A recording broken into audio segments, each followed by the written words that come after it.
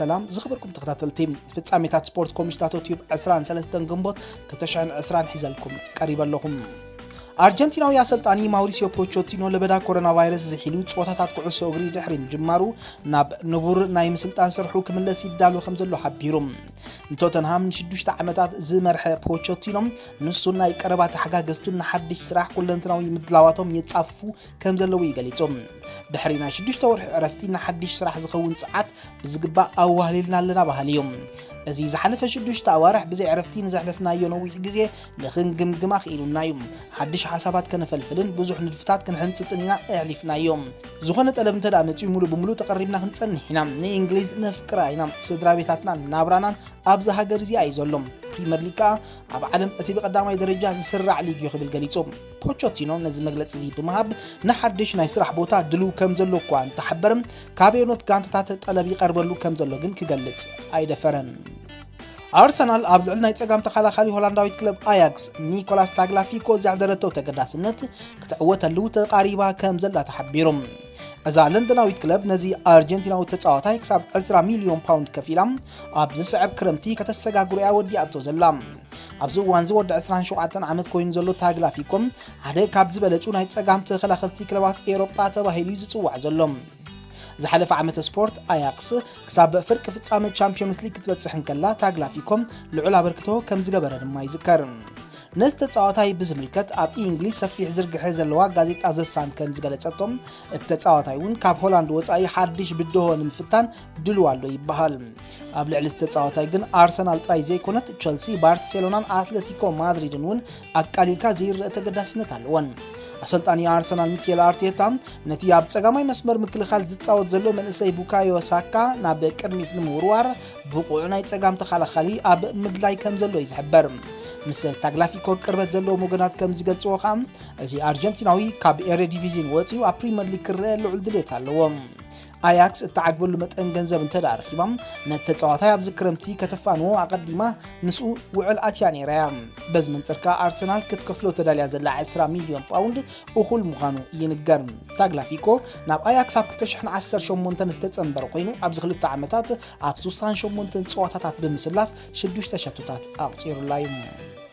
ቤልጅማው ተኸላኻሊ ቶተንሃም ያን ቬትሮንገን ምስ ጋንቱ ዘሎ ውዕል ዝመጽ 30 ሰነ ዘብቅዕ ኮይኑ ምስ ቶተንሃም ኣብ ተወሰኽቲ ናይ 2 ዓመታት ውዕል ጥራይ ክረዳዳእ ከም ዝኽእል ገሊጾም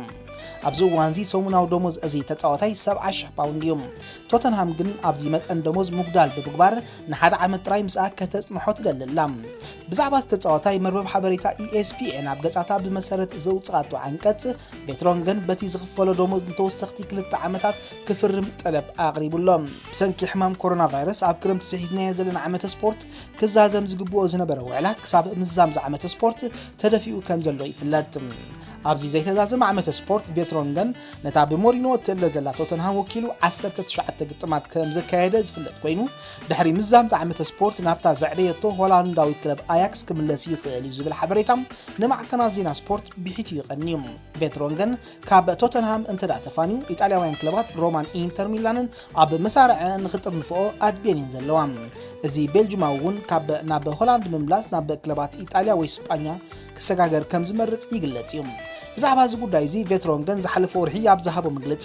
ክረምቲ ምስ መጸ ነጻ ተጻዋታይ ክኸውን እዩ ኣብቲ ዝለዓለ ናይ ጸወታ ደረጃ ክቕጽል ዝደሊ ኣብ ኤውሮጳ ውድድራት ምህላው ከዓ ዝለዓለ ኣተኩሮ ዝህቦዩ ብምባል ተዛሪቦም ጋንታታት ኩዕሶ እግሪ እንግሊዝ ናብ ካልኣይ ናይ ልምምድ መድረኽ ክሰግራ ኣብ ዝዳልዋሉ ዘለዋ እዋን ናይ ቀረባ ቤተሰብ ክልተ ተጻወቲ ክለብ ዋትፎርድ በትሕማም ተታሒዞም ስለ ጸንሑ እቶም ተጻወቲ ካብ ካልኦት ደጋንቶም ተፈልዮም ከም ዝውሸቡ ተገይሩ ከም ዘሎ ኣሰልጣንታ ክለብ ኒገል ፒርሰን ሓቢሮም ኣብ ዝሓለፈ መዓልታት ኣብ ዝተገብረ መርመራ ተጻወቲ ተኸላኻሊ ኣድሪያን ምሪፓን ክልተ ተሓጋገዝታ ክለብን ቫይረስ ኮሮና ጸኒሕዎም እዩ በዚ ምኽንያት ኣብ ዝሓለፈ ናይ ልምምድ ግዝያት ሓለቓ ጋንታ ትሮይዲን ዝርከብዎም ሰለስተ ተጻወቲ ኣብ ቦታ ልምምድ ጋንቶኦም ኣይተረኽቡን እዞም ተጻወቲ ብጥዕናቶም ኣብ ቤትና ዘለው ህፃናት ንስከፊና ባህልትዮም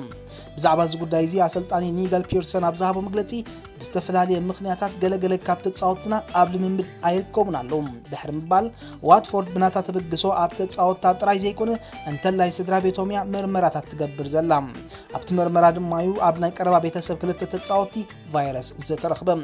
تمالا عربون واتفورد اب 50 تصاوتان سراحتنياتان كالاي مرمرا كم زكايلت زفلت كوينو سالساي مرمرا زمت سوني كتكايد مدب حيزالام ناي كورونا فيروس لبدا اب واتفورد اب سكاف درجه سلازبصحم اسلطاني نيجل بيرسون كيترفم نتمسو زنبر 86 عامت زعدمي ولاديو مسؤون اب زي رخبلو كال ناي بيتسبو منبر بيت اسغيرولم اب بيتي 4 7 راي زركب زنبركو حجي اب معلتي لعل 50 سب يزركب زلهم كم قلي لنت فيروس حيزيون اب بيتي انت دامري حدما ولادي بعليك قطو يخيل يكبل دمايو تزاريبم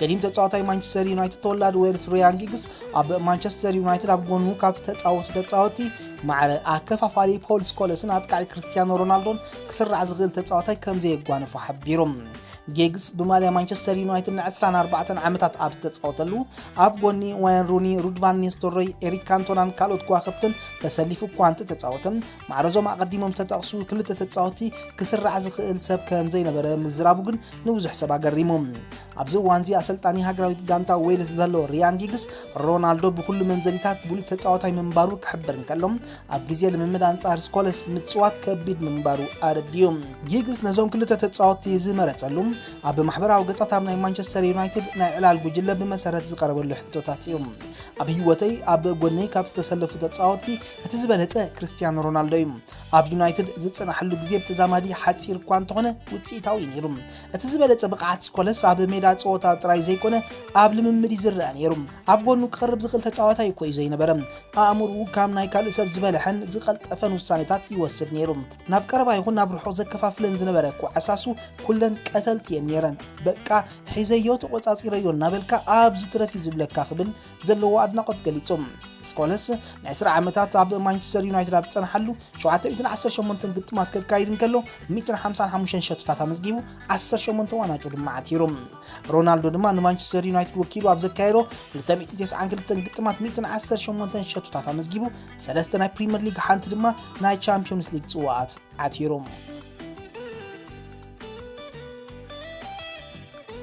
وكيل مالت ايجنت فرنساوي كافال مانشستر يونايتد بول بوغبا مينوري ولام ناسراحيو ابز خرمتي نابي ايطالياويت جوفنتوس نمسغار وقعو زرب كم جمرن بوغبا نتي كابتا كلب زمص طلب كسمع دلو كم زلون تحبيروم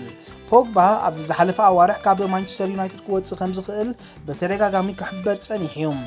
كابزي تبغيسا اسبانياويت ريال مدريد بمريحنتا سلطانيا اب لعل زود 17 عامت فرنساوي اكفافالي زلوا تقداسنت بوغعي غليصا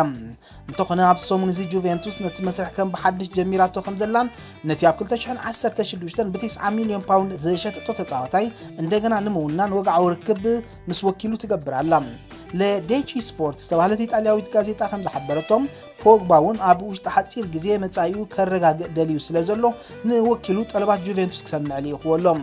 بوغبا اب جوفنتوس كاب 2012 كساب 2016 اب صنحلو مستاغانتان دغفتان فولي زمدنا كم فتره يزنغرلهم متا كلب موكال 178 ግጥማት ከካይድን ከሎ 34 ሸቶታት ከም ዘመዝገበላን 40 ሸቶ ዝኸውን ዕድላት ከም ዝፈጠረላን ይሕበር بزندين زيدان تمرح ريال مدريدون غنانس تጻوتاي زلمونان زلوا دليت ايغودلن انتخونه زاغانتا نت فرنساوي زخول مغزي ገንዘብ ካብ መሸጣ ጋርዝ ቤል የምስ ሮድሪጌዝ ሉካስ ቫስኬዝ ንምርካብ ተሰርሐላም ካብዘን ክልተ ጋንታታት ወጻይ ፈረንሳዊ ፒኤስጂ ውን እንተሰለጣም ኣብ ተዕዳጋ ኢዳ መሊሳት ርከብ ዛጋንታ ንኤምባፔን ኔይማርን ንምሓዝ ንኢካርድ ንምፍራም ከቢድ ስራሕ ይጽበያ ስለዘሎም ኣብ ጉዳይ ፖግባ ክትዕወት ዘሎ ተኽእሎ ዝጸበበ ይመስል አሰልጣን ማንቸስተር ዩናይትድ ኦሌ ጉነር ሶልሻየር ፖግባ ሕመረት መደባቱ ምዃኑን ኣብ ጎኒ ብሩኖ ፈርናንዴዝ አሰሊፉ ዝሓሸ ውጽኢት ከመዝገብ ትጽቢት ከም ዘለዎ በተደጋጋሚ ሓቢሮም እንተኾነ እቲ ምሰበ ስልጣን ጁቬንቱስ ኣዝዩ ብሉጽ ዝምድና ዘለዎ ወኪል ሚኖር ይውላም ነቲ ናይ ፖግባ ናብ ጁቬንቱስ ናይ ምስጋር መስርሕ ከሳልጦ ይኽእል እዮም ምሰበ ስልጣን ማንቸስተር ዩናይትድ ኣብ ከቢድ ጽሊ ወዲቁ ከም ዘሎ ዝግለጽ ሚኖር ይውላም ኣቀዲሙ ማቲያስ ደሊትን ኤሪክ ሃላንድን ካብ ማንቸስተር ዩናይትድ መንዚዑ ናብ ጁቬንቱስን ቦሩሲያ ዶርትሙንድን ከም ዘሰጋገሮም ዝፍለጥ እዩ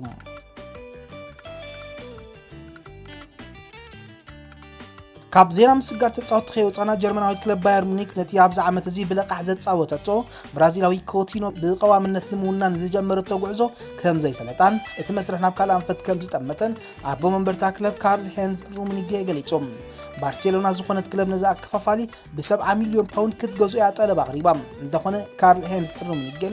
ኣብ ልክዕ ግዜ ጠለብና ከረቅርብ ስለ ዘይከኣልና እቲ ግዜ ሓሊፉና ኣሎ እንተኾነ ግና ሰልጠንቲ ኮቲኖ ዝመጽ ዓመት ስፖርቱን ከገድሰና እዩ ኣብ ዝብል መደምደምታ እንተላበጺሖም ብለቃሕ ከነምጾ ንኽእል ኢና ክብል ተዛሪቦም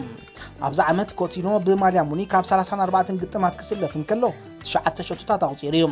ኣብዚ እዋን እዚ ንኮቲኖ ንምውናን ጭቡጥ ድሌታት ዘለወን ክለባት ቸልሲ ማንቸስተር ዩናይትድን ኣርሰናልን ቶተንሃምን እየን ካብዘን 4 ጋንታታት ግና 79 ሚልዮን ፓውንድ ክትከፍል ድሉት ዘላ ቸልሲ ዕውት ኮይና ክትወጽእ ከም እትኽእል ይሕበር ንላውታሮ ማርቲነስ ካብ ኢንተር ሚላን ንምምጻእ ተጻወታ ክትሸይጥ ላዕልን ታሕትን እትብል ዘላ ባርሴሎና ንኮቲኖ እንደገና ብለቃሕ ናብ ዝኾነት ክለብ ክትሰዶ ድሌት የብላን ክቡራት ተኸታተልቲ ፍጻሜታት ስፖርት ኮምሽታቶ ቲዩብ ኣብዚ ተዛዚሙሎም ላይክ ኮሜንት ሼር ሳብስክራይብ ምግባር ኣይትረስዑ ክብራብ ተስፋ ሚካኤል ሰላም